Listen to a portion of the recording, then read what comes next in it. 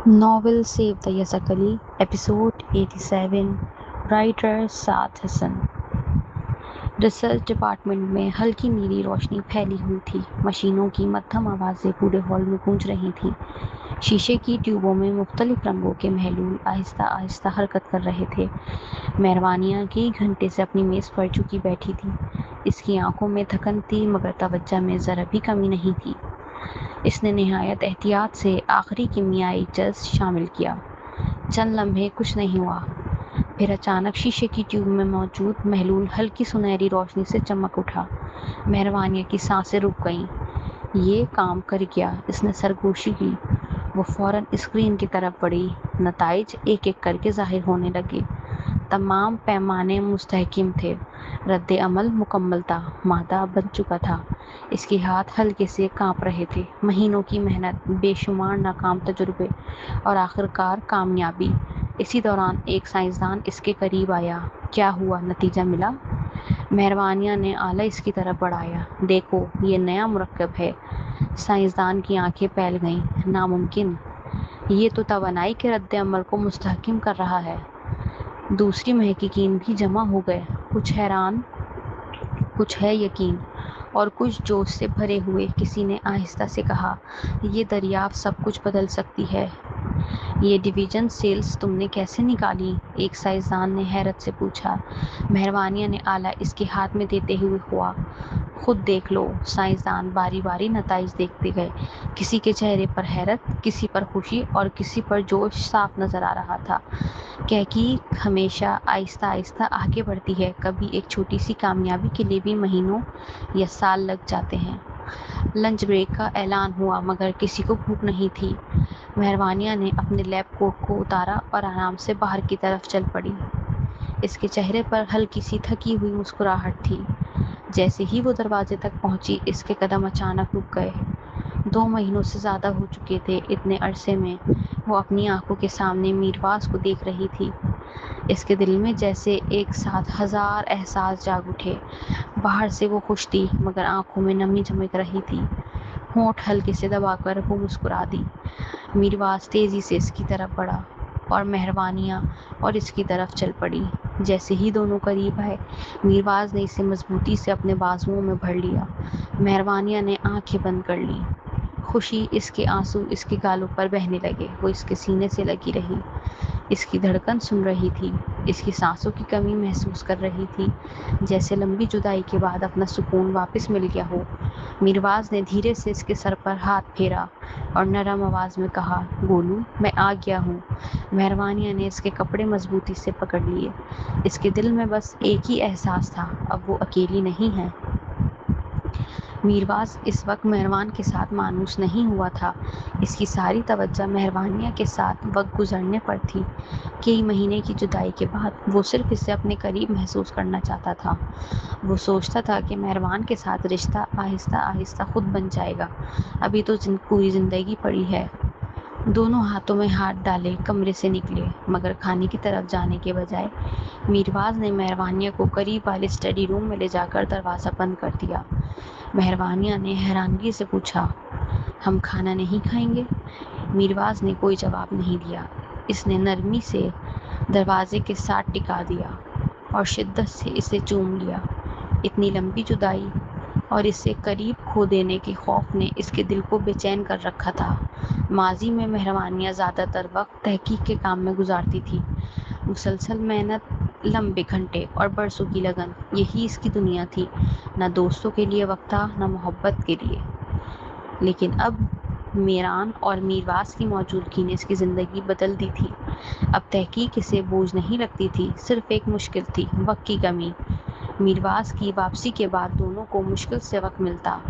دن بھر اپنے اپنے کاموں میں مصروف رہتے اور صرف رات کو ہی سکون کے چند لمحے نصیب ہوتے۔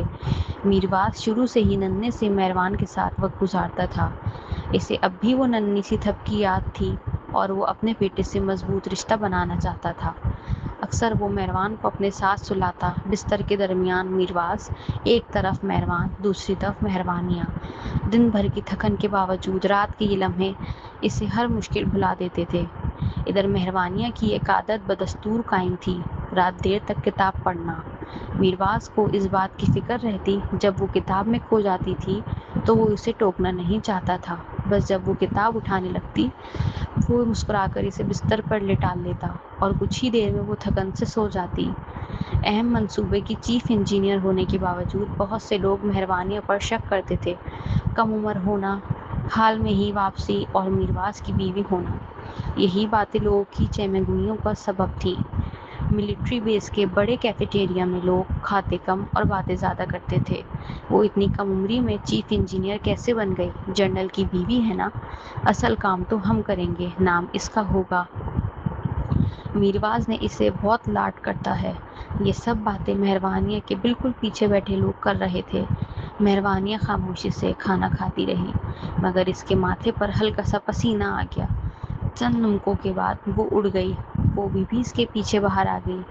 آپ سب کو سچ کیوں نہیں بتاتی؟ لوگ آپ کی صلاحیت پر شک کر رہے ہیں، فوبی نے کہا۔ مہروانیہ ہلکا سا مسکرائی۔ وقت آنے دو، میرا کام خود بولے گا۔ فوبی مطمئن تو نہ ہوئی مگر خاموش ہو گئی۔ بعد میں فوبی نے یہ سب باتیں قمبر کو بتائیں اور قمبر نے جا کر میرواز کو۔ اگلے دن ملٹری بیس نے اپنے بہترین سائنسدانوں کی ایک تفصیلی رپورٹ جاری کی۔ سب کی کامیابیاں اور اعتراضات دکھائے گئے مگر سب سے نمایاں نام مہروانیہ کا تھا۔ مہروانیہ برکزئی، جسے مکولیکا بھی کہا جاتا تھا، نوروانیہ کی معروف کیمیکل ریسرچر اور ملٹری انجینئر ڈیزائنر ہیں۔ بس پھر کیا تھا، پوری بیس میں ہلچل مچ گئی۔ محققین جوک در جوک مہروانیہ کی لیب میں آنے لگے، کوئی مشورہ مانگنے، کوئی تعریف کرنے، کوئی بس اسے دیکھنے۔ جب لڑکی تنہائی پسند کرتی ہے، اب لوگ میں گھڑی بیٹھے تھے۔ آخرکار تنگ آ کر وہ سیدھی میرواز کے دفتر جا پہنچی۔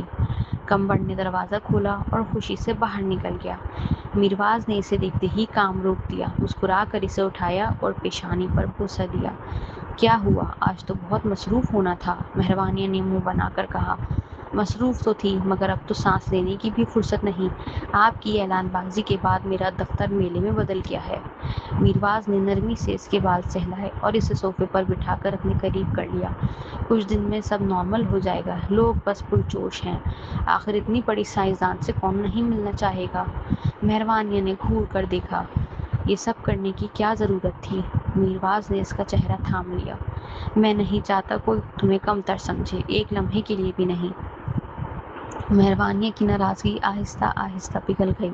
اس نے اس کی گردن میں بازو ڈال کر اس کے گال پر ہلکا سا بوسہ دیا۔ کچھ دیر خاموش رہی، پھر میرواز نے آہستہ سے کہا، مہروانیہ ہم باقاعدہ شادی کر لیتے ہیں۔ مہروانیہ نے سانس لی۔ میرا شیڈول دیکھا ہے، پروجیکٹ شروع ہوتے ہی مجھے وقت نہیں ملے گا۔ میں وقت نکال لوں گا، میرواز نے فوراً کہا۔ کم از کم 6 مہینے اور زیادہ سے زیادہ 3 سال بھی لگ سکتے ہیں، مہروانیہ نے حقیقت بتائی۔ میرواز نے گہری سانس لی اور اس سے قریب کھینچ لیا۔ تو مجھے انتظار کرنا پڑے گا۔ مہروانیہ نے اس کے چہرے کو تھاما، نرمی سے کہا، تقریب بعد میں ہو جائے گی، اہم بات یہ ہے کہ میں اور مہروان ہمیشہ تمہارے ساتھ ہیں۔ میرواز کے چہرے پر سکون پھیل گیا۔ وہ دوبارہ اسے چومنے کو جھکا۔ مہروانیہ نے ہنستے ہوئے اسے ہلکا سا پیچھے کیا۔ آپ کو مجھے چومنے کی اتنی عادت کیوں ہے؟ مہروانیہ نے مسکرا کر کہا، جب ہماری شادی ہوئی تھی نا، تب سے ہر بار تمہیں دیکھ کر دل چاہتا تھا بس تمہیں قریب کر لوں۔ مہروانیہ شرما گئی۔ کیونکہ میں تم سے محبت کرتا تھا، اس سے پہلے کہ مجھے خود پتہ چلتا۔ مہروانیہ نے اس کی پیشانی چومی۔ میں خوش قسمت ہوں۔ کچھ دیر بعد میرواز نے اچانک پوچھ لیا، اگر تمہیں کبھی مجھے اور شہباز میں سے کسی ایک کو چننا پڑے تو تم کس کو چنو گی؟ مہروانیہ ہنس پڑی۔ یہ کیسا سوال ہے؟ شہباز تو میرے لیے بھائی جیسا ہے۔ مہروانیہ تم مجھے چنو گی؟ میرواز نے فوراً پوچھا۔ مائلونیکا نے آنکھیں سکیڑ کر کہا، ضروری نہیں۔ میرواز کا رنگ اڑ گیا۔ مہروانیہ نے سکون سے کہا، محبت تم سے ہے مگر اگر دونوں برابر ہوتے تو فیصلہ مشکل ہوتا۔ مہروانیہ، میرواز نے بے چینی سے پوچھا۔ مہروانیہ نے سوچ کر جواب دیا، تم خاموش مزاج ہو اور شہباز بہت کھل کر بات چیت کرتا ہے اور موقع ہاتھ سے نہیں جانے دیتا۔ میرواز چپ ہو گیا مگر اس کی آنکھوں میں ایک عجیب سی ضد چمکنے لگی۔ میرواز نے سر ہلایا اور ہنستے ہوئے کہا، تو پھر مجھے شہباز کا شکریہ ادا کرنا چاہیے کہ اس نے کبھی تم سے محبت نہیں کی۔ مہروانیہ نے اس کے کندھے پر سر ٹکایا اور اچانک بولی، پتہ نہیں شہباز اور زریابہ کی شادی کب ہوگی؟ میرواز نے نرمی سے اس کی پیٹھ سہلائی۔ اسے کال کر کے پوچھ لو، ویسے بھی تم دونوں کافی عرصے سے بات نہیں کر رہے۔ مہروانیہ نے فوراً فون اٹھایا اور زریابہ کو کال ملائی۔ چند لمحے بعد آواز آئی، ارے مہروانیہ، کتنے دن بعد بات ہو رہی ہے، کیسی ہو؟ میں ٹھیک ہوں، تم سناؤ؟ مہروانیہ نے مسکراتے ہوئے پوچھا۔ زریابہ ہلکا سا ہنسی۔ بس چل رہا ہے، ویسے ایک خبر ہے، اگلے مہینے میری شادی ہے، آؤ گی نا؟ مہروانیہ سیدھی ہو کر بیٹھ گئی۔ کیا اگلے مہینے؟ زریابہ نے تھکی ہوئی آواز میں کہا۔ ہاں، 1 سال سے رشتہ دیکھ دیکھ کر تنگ آ گئے تھے، امی نے اتنا پریشر ڈالا ہے کہ بس اب جو مناسب لگا ہاں کر۔ مہروانیہ ملوکہ کی آواز میں فکر آ گئی۔ محبت کے بغیر شادی ٹھیک نہیں ہوتی، صرف شرطیں پوری کرنے سے شادی نہیں چلتی۔ زریابہ نے آہ بھری۔ تم نہیں سمجھو گی، ہر کسی کو اپنی مرضی کی زندگی نہیں ملتی۔ تم دونوں ایک دوسرے کو جانتے ہی کتنے عرصے سے ہو، 1 مہینہ، چند بار ملے بس، یعنی ڈیٹ بھی نہیں کیا۔ ڈیٹ کرنا ہمارے نصیب میں نہیں، ابھی تو ہوٹل میں بیٹھی ہوں، امی جہیز اور تحفوں پر بات کر رہی ہیں۔ مہروانیہ نے بے بسی سے کہا۔ تم صرف 26 سال کی ہو، جلدی کیوں؟ زریابہ کی آواز بھاری ہو گئی۔ اگر اس بار شادی نہ کی تو امی خود کو نقصان پہنچانے کی دھمکی دے چکی ہیں۔ یہ سن کر مہروانیہ کا دل بیٹھ گیا۔ وہ خاموش ہو کر میرواز کے سینے سے لگ گئی۔ کچھ دیر بعد اس نے آہستہ پوچھا، شہباز کا کیا؟ کیا وہ تمہیں پسند نہیں؟ فون کی دوسری طرف خاموشی چھا گئی۔ پھر زریابہ نے دھیمی آواز میں کہا، براہ کرم اس کا ذکر نہ کرو، اور کال ختم ہو گئی۔ مہروانیہ کی آنکھیں نم ہو گئیں۔ میرواز، اگر فدار نے کچھ نہ کیا تو زریابہ کسی اور کی ہو جائے گی۔ میرواز نے اس کے بالوں میں انگلیاں پھیری۔ اگر شہباز واقعی اسے چاہتا ہے تو 1 مہینہ بہت ہے، تم فکر نہ کرو۔ مہروانیہ نے آہستہ سے سر ہلا دیا۔ اسی وقت ایسٹ ویل کے ایک خوبصورت ہوٹل میں زریابہ میز پر واپس آئی اور زبردستی مسکرا کر بولی، معاف کیجیے گا، ضروری کال تھی۔ اس کی ماں مہروز زرگان نے میز کے نیچے سے اسے ٹھوکر ماری۔ زریابہ درد سے مچل گئی مگر خاموش رہی۔ سامنے کرسی پر ہی اس کا منگیتر فرخ اور اس کی ماں کیشور بیگم بیٹھی تھی۔ کیشور نے مسکرا کر کہا، چلیں شادی کی تیاریوں پر بات جاری رکھتے ہیں۔ مہروز زریابہ کی ماں نے فوراً بات سنبھال لی، میری بیٹی بہت سمجھدار ہے، گھر سنبھالنا جانتی ہے، بہترین بیوی ثابت ہوگی۔ زریابہ خاموش بیٹھی رہی، اس کی آنکھوں میں ایک عجیب سا خالی پن تھا۔ کیشور بیگم نے مسکرا کر سر ہلایا، 5 لاکھ تو آسانی سے دے دیں گے، اور اگر زریابہ نے بیٹا پیدا کیا تو مزید 5 لاکھ، 2 بیٹے ہوئے تو پورا 10 لاکھ کا تحفہ۔ مہروز کی آنکھیں حیرت سے پھیل گئیں، خوشی اس کے چہرے سے ٹپک رہی تھی۔ بالکل، میری بیٹی بالکل تندرست ہے، قسمت بتانے والوں نے بھی کہا ہے کہ اس کا گھر بچوں سے بھر جائے گا۔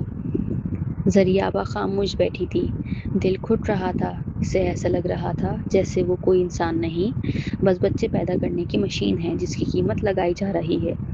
سامنے بیٹھا اس کا منگیتر فرخ بھی چپ چاپ تھا، جیسے یہ سب عام بات ہو۔ اچانک زریابہ کا فون مسلسل بجنے لگا۔ سب کی نظریں اس پر جم گئیں۔ اوہ، 1 منٹ، وہ ہلکی سی مسکراہٹ کے ساتھ بولی۔ جیسے ہی اس نے میسنجرز کھولے، اس کا رنگ اڑ گیا۔ ایک انجان نمبر سے کئی تصویریں آئی تھیں۔ تصویریں دیکھتے ہی اس کے ہاتھ کانپنے لگے۔ اس نے غصے سے فرخ کو گھورا۔ مہروز نے فوراً فون چھین لیا۔ کیا ہوا؟ اگلے ہی لمحے اس کی آواز لرز گئی۔ یہ کیا ہے؟ تمہارا بیٹا کسی اور عورت کے ساتھ؟ ماحول ایک دم بدل گیا۔ فرخ نے غصے میں فون چھینا اور زمین پر دے مارا۔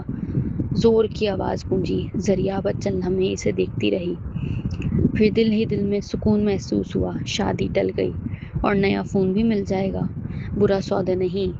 وہ خاموشی سے بیٹھی رہی جبکہ دونوں مائیں ایک دوسرے پر برس پڑیں، اور زریابہ سوچ رہی تھی، نیا فون کون سا لوں؟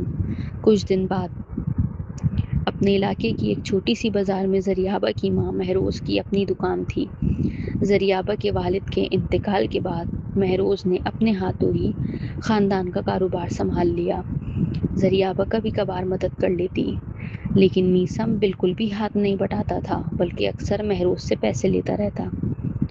زریابہ کھانا لے کر دکان میں داخل ہوئی تو دیکھا مہروز چپکے سے آنسو پوچھ رہی تھی۔ امی، کیا ہوا؟ وہ فوری کاؤنٹر کے پاس بیٹھ گئی۔ مہروز نے جلدی سے آنسو پوچھے۔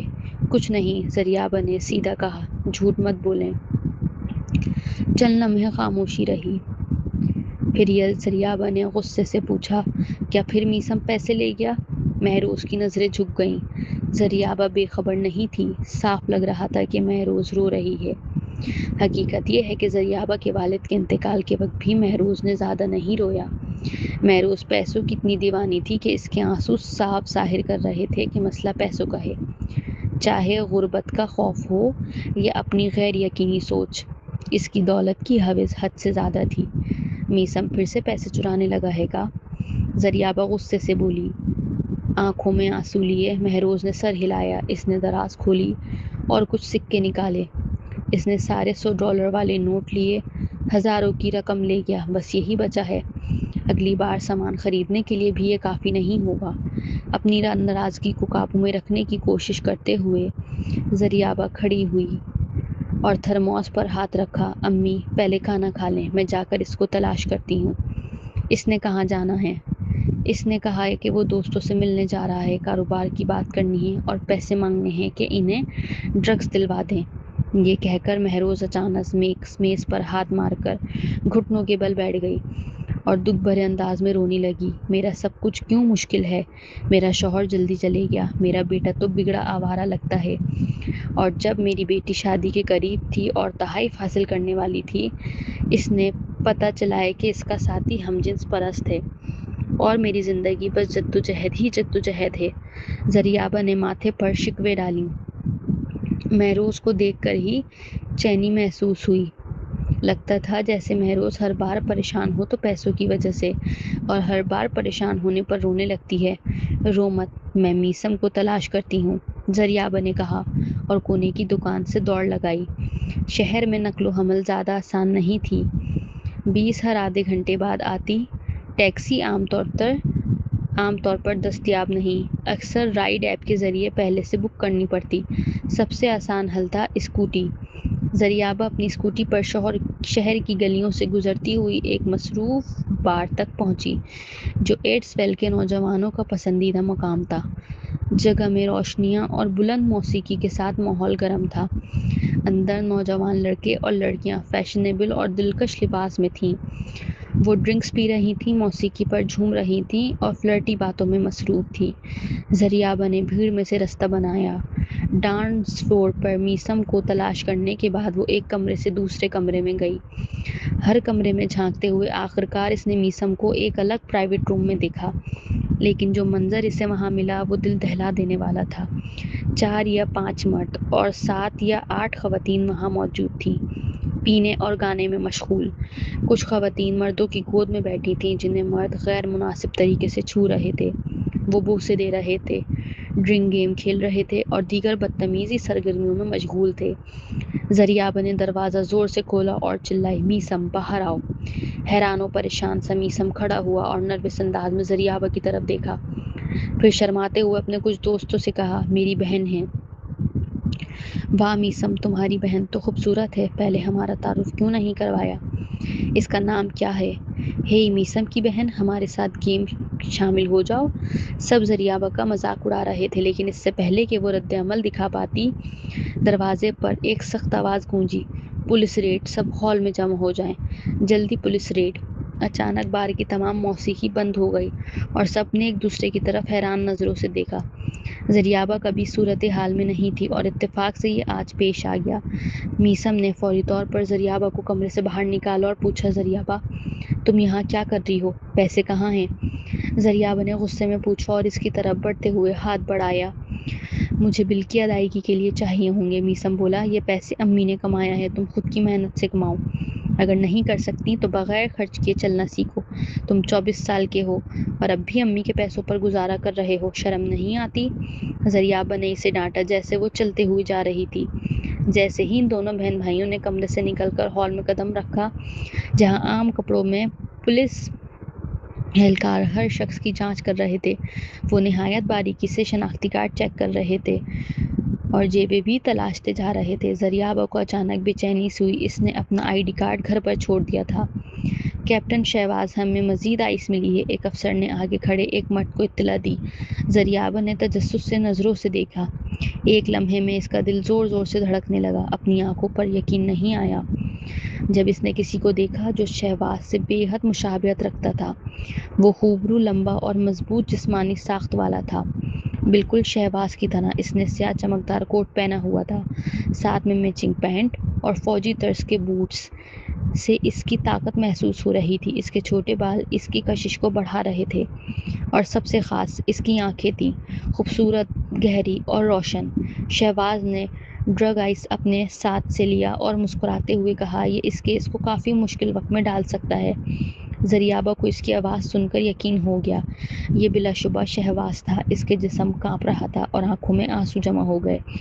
شہباز نے اپنی بینائی دوبارہ حاصل کر لی تھی اور اب وہ ایک اینٹی ڈرگ افسر کے طور پر کام کر رہا تھا، لیکن زریابہ حیران تھی کہ شہباز اس چھوٹے سے شہر میں کیسے موجود تھا۔ وہ سوچ رہی تھی کہ شاید یہاں کوئی منشیات کا گروہ سرگرم ہو۔ آئس پکڑتے ہوئے شہباز نے پیچھے مڑ کر چند قدم بڑھائے۔ اچانک سے اس نے دو آوازیں سنی، زریابہ تم ٹھیک ہو؟ تمہارا رنگ پیلا لگ رہا ہے۔ میں ٹھیک ہوں، بس تھوڑی سردی لگ رہی ہے۔ شہباز نے قدم روکے۔ ایک سال کے اندھیرے کے بعد اس کی سماعت غیر معمولی حد تک تیز ہو گئی تھی۔ میثم اور زریابہ نے ہلکی آواز میں بات کی، مگر وہ پھر بھی سن سکتا تھا۔ اس نے آئس اپنے ساتھی کو واپس دے دی، پھر ہجوم میں نظریں دوڑائیں۔ زریابہ بے چینی سے دیکھ رہی تھی کہ شہباز کی تیز نگاہیں اس پر جم گئی ہیں۔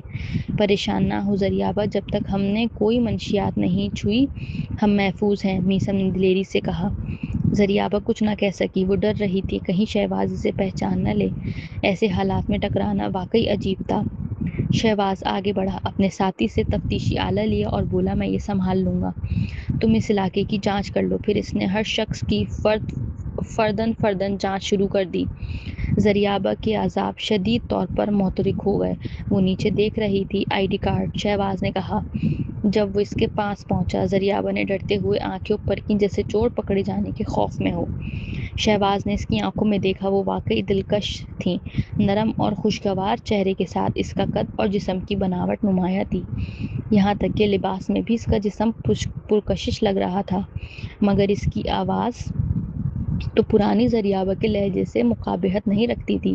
وہ دونوں بالکل مختلف تھے۔ شہباز کو شبہ ہوا کہ شاید یہ لڑکی زریابہ نہیں تھی۔ کیا ہوا؟ زبان پر سانپ بیٹھ گیا ہے کیا؟ شہباز نے سخت لہجے میں پوچھا۔ زریابہ ہچکچاتے ہوئے، کیونکہ اس میں بولنے کی ہمت نہیں تھی۔ کافی عرصہ ہو چکا تھا جب وہ ملے تھے۔ زریابہ نے دل میں ایک چھوٹی سی نا امیدی جاگی کہ شاید شہباز بھول گیا ہے، اور اس کی آواز بھی۔ اسی لمحے میثم نے جلدی سے وضاحت کی، کیپٹن فرنانڈز، میری بہن اپنا آئی ڈی کارڈ نہیں لائی، وہ مجھے ڈھونڈنے آئی تھی اور اتفاقاً آپ کے سرچ میں شامل ہو گئی۔ شہباز سنگین اور غیر جانبدار رہتے ہوئے سر نیچے کیا اور پھر اپنی انگلی سے ڈیوائس پر دباؤ دیا۔ وہ بولا، اپنا I D card number report کرو۔ میثم نے زریابہ کی طرف ہلکا سا اشارہ کیا اور کہا، کہو زریابہ۔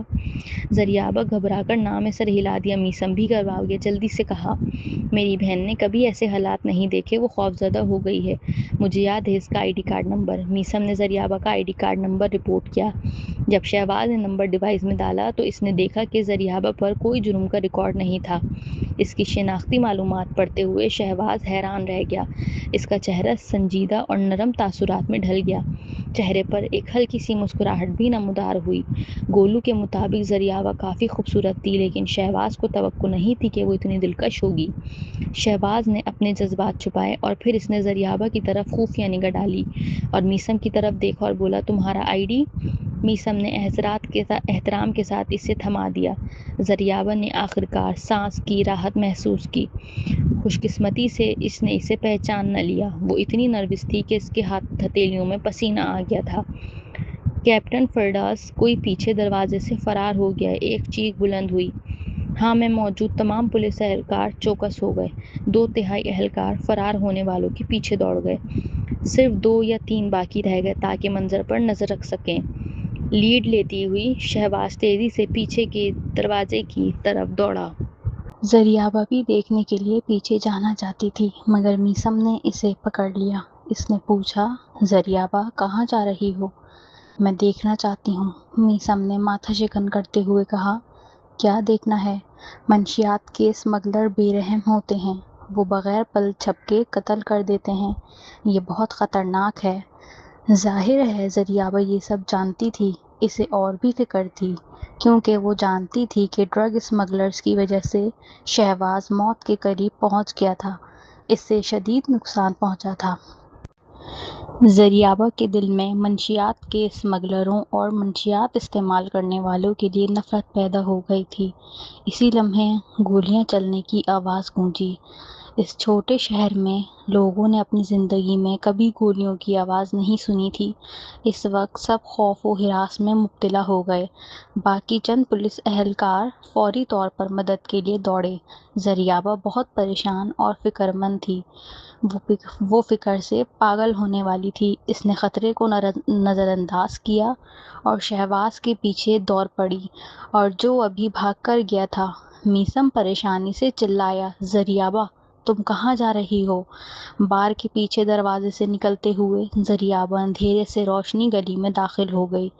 گلی کے لمبے رستے پر دوڑتے ہوئے وہ اچانک رک گئی۔ اس کے سامنے کچھ پولیس اہلکار سڑک کی روشنی میں جمع ہو رہے تھے، کچھ ہتھیار اٹھا رہے تھے، کچھ مجرموں کو ہتھکڑی لگا رہے تھے اور کچھ انہیں قابو کر رہے تھے۔ سامنے شہباز کھڑا تھا۔ جب اس نے اپنا سر موڑا، اس نے قریب کی گلی میں ایک عورت کو کھڑا دیکھا۔ مجرم کو اپنے ساتھی کے حوالے کرتے ہوئے کہا، مجرم کو گاڑی تک لے جاؤ۔ جب باقی پولیس اہلکار روانہ ہو گئے، شہباز گلی میں داخل ہوا۔ شہباز کو قریب آتے دیکھ کر زریابہ گھبرا کر پیچھے ہٹی۔ وہ جلدی سے اسے راستے واپس جانے لگی جہاں سے آئی تھی۔ تب تک وہ محفوظ تھی۔ زریابہ ابھی چند قدم ہی چلی تھی کہ اچانک ایک لمبے ہاتھ نے اس کا بازو پکڑ لیا۔ اسے زور سے دیوار کے ساتھ لگایا گیا۔ زریابہ اتنی خوفزدہ ہوئی کہ سانس بے ترتیب ہو گئی اور دل تیز دھڑکنے لگا۔ زریابہ نے اپنی نظریں اٹھائیں۔ اس نے دیکھا کہ ایک ہاتھ اس کے چہرے کے پاس دیوار پر اس کا راستہ بند کر رہا تھا۔ شہباز کا لمبا قد اسے شدید دباؤ میں ڈال رہا تھا۔ وہ اس کی خوشبو محسوس کر رہی تھی۔ زریابہ گھبرا کر اپنی مٹھی کسی، محتاط نظر سے اس کی گہری آنکھوں میں دیکھا۔ شہباز کی آواز انتہائی پرکشش تھی۔ وہ نرم لہجے میں بولا، یہ اصل گرفتاری کا منظر ہے، ہم فلم نہیں بنا رہے۔ تم ایسے کیوں بھاگ کر آئیں؟ موت کا خوف نہیں؟ زریابہ جانتی تھی کہ یہ غلط ہے، کیونکہ وہ پولیس کے لیے بھی مسئلہ پیدا کر سکتی تھی، مگر وہ اس کے لیے فکر مند تھی۔ شہباز کو وہ اور بھی دلکش لگی۔ شہباز پرسکون رہا۔ اس نے کہا، میں نے ابھی تھوڑی دیر پہلے اس آدمی کو پکڑتے ہوئے اپنی کلائی پر چوٹ لگائی ہے۔ اس نے اپنی کلائی تھوڑی موڑ کر زریابہ کے سامنے کی۔ زریابہ نے اس کی کلائی پکڑی اور ہلکے سے ہڈی کو چھوا۔ اس نے پوچھا، کیا بہت تکلیف ہے؟ ٹوٹی ہوئی ہے کیا؟ شہباز نے ہلکا سا سانس چھوڑا۔ اس کا چہرہ درد میں ڈھل گیا۔ اس نے جواب دیا، کافی درد ہو رہا ہے، لگتا ہے مجھے ڈاکٹر کے پاس جانا پڑے گا۔ تو پھر تمہیں ابھی جانا چاہیے اور اپنے ساتھی سے کہو کہ تمہیں ڈاکٹر کے پاس لے جائے، زریابہ نے اس کے سینے کو دھکیلتے ہوئے کہا۔ شہباز نے آہستہ سر نیچے کیا اور اس کے ہاتھوں کی طرف دیکھا۔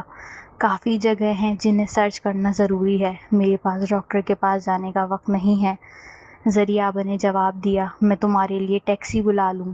شہباز نے پوچھا۔ تم خود یہاں ڈرائیو کرتی ہو؟ تو پھر تم مجھے لے چلو۔ زریابہ چونک گئی۔ کیا؟ شہباز نے اپنے ہاتھ سے اس کا بازو پکڑا اور گلی سے باہر لے آیا۔ اگلے لمحے وہ ایک الیکٹرک اسکوٹی کے سامنے کھڑے تھے۔ شہباز حیرت زدہ ہو کر اس کی اسکوٹی کو دیکھا۔ زریابہ نے اس کی لمبی ٹانگیں دیکھیں، پیچھے بیٹھنا مشکل تھا۔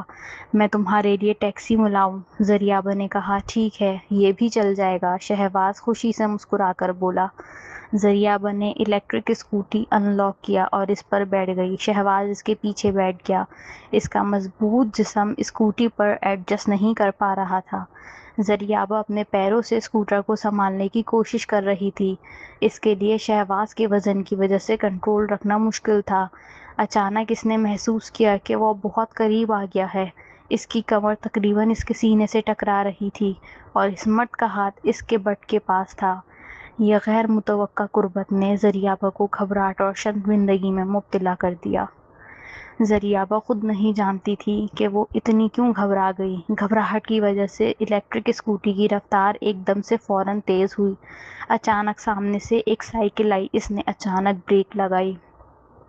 تیز رفتاری اور بریک لگانے سے شہباز کا پورا جسم اس کی کمر سے ٹکرا گیا۔ شہباز فوراً اس کی کمر کو اپنے بازوؤں میں جکڑ لیا۔ زریابہ جم سی گئی، اس کا دل گھبراہٹ سے زور سے دھڑک رہا تھا۔ شہباز نے اس کے کان میں کہا، اتنی تیز رفتاری کی ضرورت نہیں، کافی خطرناک ہو سکتا ہے۔ زریابہ کچھ دیر کے لیے بالکل خاموش رہی۔ آہستہ آہستہ اس نے اپنا سر نیچے کیا اور شہباز کے ہاتھ کو دیکھا جو اس کی کمر پر تھا۔ اس نے پوچھا، کیپٹن، کیا آپ براہ کرم اپنا ہاتھ ہٹا سکتے ہیں؟ شہباز ہلکا سا مسکرایا، لیکن اس کی نازک کمر کو نہیں چھوڑا بلکہ اسے مزید مضبوطی سے پکڑ لیا۔ نرمی سے گھبراہٹ میں بولا، تمہاری ڈرائیونگ اچھی نہیں ہے، میں گرنے سے ڈرتا ہوں، تو مجھے پکڑنے دو۔ زریابہ نے بولنے کی کوشش کو دباتے ہوئے گہرا سانس لیا۔ اس کی اسکوٹی بہت چھوٹی تھی، لیکن شہباز کی ٹانگیں اتنی لمبی تھیں کہ اگر وہ کھڑا ہوتا، اسکوٹی اس کے نیچے سے گزر سکتی تھی۔ اتنی لمبائی کے باوجود کیا وہ گر سکتا تھا؟ شہباز کب سے اتنا محتاط ہو گیا تھا؟ زریابہ کے پاس کوئی چارہ نہ تھا مگر اسکوٹی سٹارٹ کر کے آہستہ آہستہ چلانا شروع ہو گئی۔ چھوٹے شہر کے اسپتال میں صرف رات کے وقت ایمرجنسی ڈپارٹمنٹ تھا۔ زریابہ ایمرجنسی ڈپارٹمنٹ کے دروازے کے سامنے انتظار کر رہی تھی۔ جیسے ہی وہ اندر جا کر معائنہ سننا چاہتی تھی، شہباز نے اسے پیچھے دھکیل دیا اور کہا کہ وہ اس کی پرائیویسی کا احترام کرے۔ اچھا، چونکہ اس کی کلائی اس کے لیے ذاتی معاملہ تھی، وہ جاسوسی نہیں کرے گی، کیا یہی کافی تھا؟ جلدی ہی شہباز ایمرجنسی روم سے کلائی پر بیج لگائے باہر آیا۔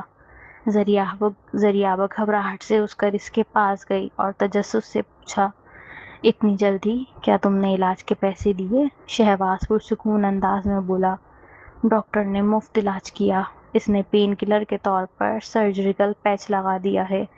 کوئی ہڈی ٹوٹ گئی؟ نہیں، کوئی فریکچر نہیں۔ کیا یہ مسلز کی چوٹ ہے؟ نہیں۔ زریابہ نے اپنا سر اٹھایا اور اس کی طرف دیکھا۔ اس نے پوچھا، تو پھر درد کیوں ہے؟ شہباز نے بھویں چڑھاتے ہوئے کہا۔ کچھ لمحے سوچا اور جواب دیا، پتہ نہیں، شاید یہ صرف کھچاؤ ہے۔ ابھی بھی درد ہے؟ پیچ کافی کارآمد ہے، اس لیے اب درد زیادہ نہیں ہے۔ زریابہ نے اسے گھور کر دیکھا۔ وہ کچھ کہنا چاہتی تھی مگر ہچکچاہٹ کی وجہ سے خاموش رہی۔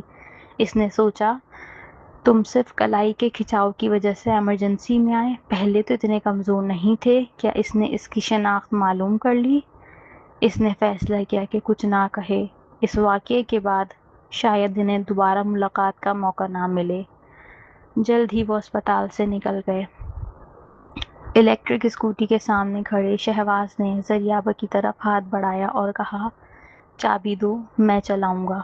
اس کی طرف دیکھتے ہوئے زریابہ نے محسوس کیا کہ وہ صرف دکھاوا کر رہا ہے۔ اس نے پوچھا، تمہاری کلائی میں درد تو نہیں ہے؟ شہباز ہلکے انداز میں بولا، میں ایک ہاتھ سے بھی تم سے بہتر ڈرائیو کر سکتا ہوں۔ زریابہ کو لگا کہ وہ ایک اجنبی کے ساتھ بہت دوستانہ ہو رہا ہے۔